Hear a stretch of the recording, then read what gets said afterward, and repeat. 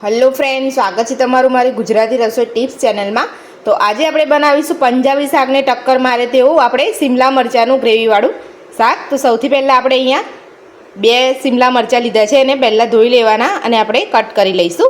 तो तमे जोई शको छो सीमला मरचाने आपणे धोई अने आवी रीतना आटला पीस करी लीधा छे। आपणे आटली साइजना पीस करवाना छे, नाना के मोटा नथी करवाना वधारे पड़ता। तो चलो आपणे हवे शाक बनावीशुं। तो सौथी पहेला आपणे अहींया एक पेन में तेल लई लईशुं। अर्धी वाटकी जेटलुं आपणे तेल लीधुं छे। तेलने आपणे गरम थवा दईशुं। तो तेल आपणुं गरम थई गयुं छे। हवे आपणे एमां 1 चमची जीरुं लईशुं अने आपणे अर्धी चमची हींग लीधी छे। जीरुं अने हींगने सारी रीते ककड़ी जवा दईशुं आपणे। तो जीरुं अने हींग सारी रीते आपणुं ककड़ी गयुं छे।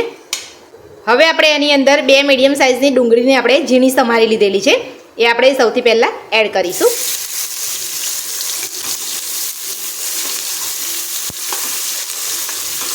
ગેસ આપણે મીડિયમ ટુ સ્લો રાખવાનો છે, ફૂલ નથી રાખવાનો।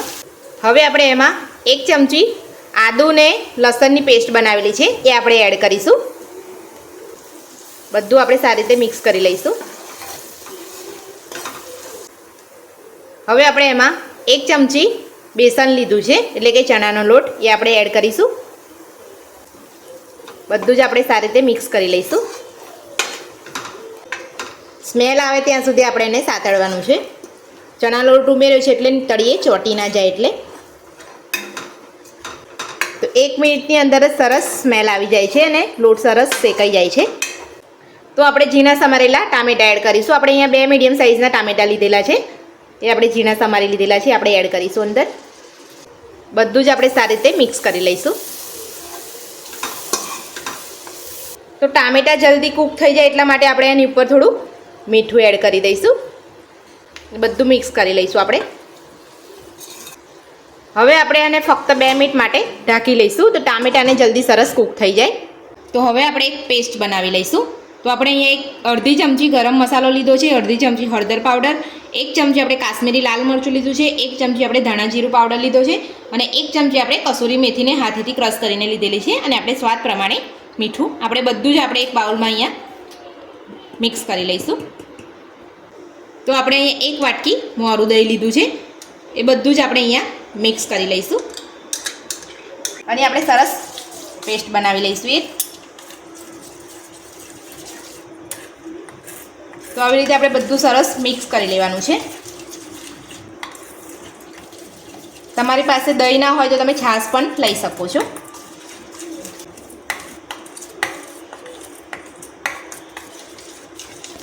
તો આપણે અહીંયા બધું સરસ મિક્સ કરી લીધું છે। હવે આપણે અહીંયા ટામેટાને જોઈ લઈશું। તો તમે જોઈ શકો છો સરસ બધું ટામેટાઈ થઈ ગયા છે। હવે આપણે એમાં જે પેસ્ટ બનાવી છે એ લઈ લઈશું ને આપણે બધું સારી રીતે મિક્સ કરી લઈશું। તો હવે આપણે એમાં થોડું પાણી ઉમેરી દઈશું।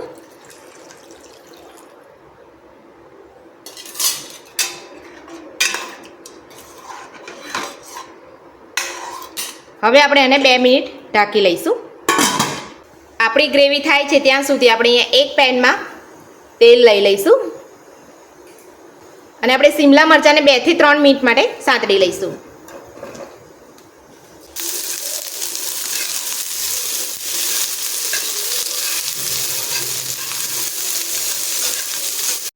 તો સીમલા મરચાં સરસ સતળાઈ ગયા છે, વધારે પડતા નથી આપણે સાતળવાના। હવે આપણે ગેસને બંધ કરી લઈશું। તો હવે આપણે અહીંયા ચેક કરી લઈશું। તો તમે જોઈ શકો છો તેલ સરસ છૂટું પડી ગયું છે અને આપણી ગ્રેવી સરસ થઈ ગઈ છે।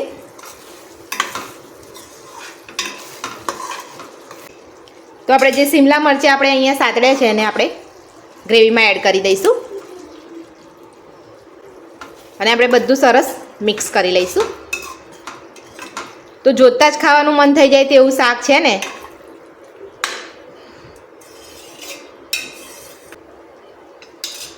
હવે આપણે એને 3 મિનિટ માટે ઢાંકી લઈશું।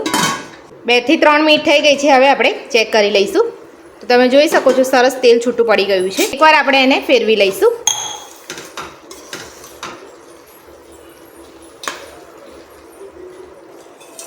હજુ શિમલા મરચાં નથી થયા, એટલે ફરીથી આપણે એને 3 મિનિટ ઢાંકી દઈશું.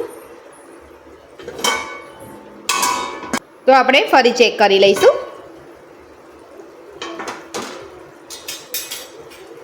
બધું આપણે સારી રીતે મિક્સ કરી લઈશું. એક સાઈડથી આપણે શિમલા મરચાંને આમ દબાઈને જોઈ લઈશું તો થઈ ગયું છે શાક. તો તમારે વચ્ચે વચ્ચે ઢાંકીને 2-2 મિનિટે ચેક કરતું રહેવાનું.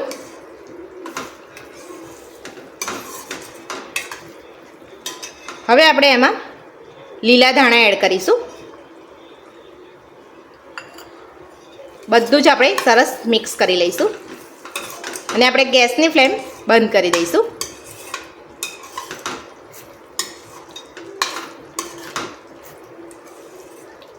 બધું સરસ મિક્સ થઈ ગયું છે. હવે આપણે સર્વ કરી લઈશું. તો કેપ્સિકમ મરચાંનું ગ્રેવીવાળું શાક બનીને આપણું તૈયાર છે. તો આજની રેસીપી તમને મારી કેવી લાગી મને કોમેન્ટ બોક્સમાં જરૂરથી જણાવજો. જો તમને મારો વિડીયો ગમ્યો હોય તો વિડીયોને લાઇક કરજો, ચેનલને સબસ્ક્રાઈબ કરજો, તમારા મિત્રોને જરૂરથી શેર કરજો. Thank you.